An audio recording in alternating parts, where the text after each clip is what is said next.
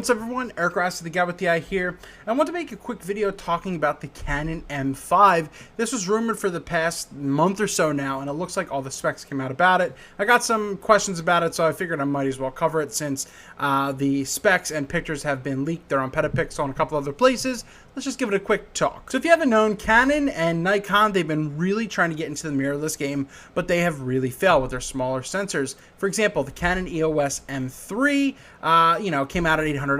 It's available for less now, and it has specs that you think would be very, very interesting, but it just doesn't sell. This stuff doesn't sell because Sony really dominates the market. You have Panasonic, Olympus that are really taking this by storm, and they're just better in all sense. The EOS M3 didn't blow me away when I tried it out back in the day, so just I don't know. But the Canon M5 does seem to have some interesting features. I don't know if it's going to be as successful, as the mirrorless cameras out there for this point. But Canon is still trying at least. So they say this should be announced on the 15th of September. So pretty much just next week. But let's just take a look at it right here. So it's got an interesting design. It looks more professional, if you want to say it like that. Like, this just looks point and shooty, so I don't know what they're really trying to add with something like this, but there you go. So this is what it's going to look like right here.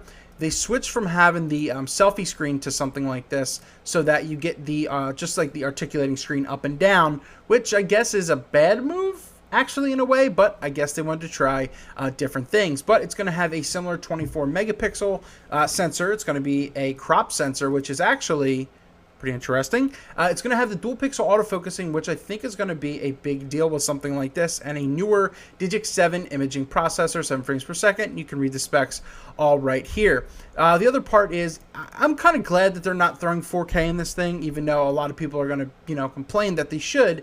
It's just unnecessary for something like this, and especially if it's going to cost probably $800 to $1,000. It's going to be interesting. I don't know if they're trying to compete with like the Olympus Pen series, or like the Sony a6300, or the a6000 for that matter, since it's something like that. I don't know. Guessing where these fall is a very interesting thing. It will have 5-axis image stabilization, which this did not right here. I'm pretty sure that had a touchscreen, and I'm pretty sure that this will have a touchscreen as well. But really, that's kind of it. I mean, is there anything that's going to blow you away on this? Once again, I don't know. Dual pixel autofocusing is obviously one of the strongest things Canon has out there, and they've really topped out in the autofocusing market because it's just smooth and it just really works, and it's very, very good. So I think this will be better than just like a common point and shoot camera. This might be interesting, but if they price this at like $1,200, Canon be out their mind. But what do you think? Is this something you'd pick up if you're an EOS M3 user? Do you think that this is an upgrade to it, something different? Because it is really just doing 1080, but the only thing that it's saying it will improve is that you can do full 1080, but at 60 frames per second, so you get proper slow motion as well. So obviously we'll get more as it officially releases, but you've seen everything right here. This is the Canon EOS M5. Is it interesting to you? Do you think Nikon and Canon, are they failing at this stuff? What are your thoughts? Let me know down in the comments below.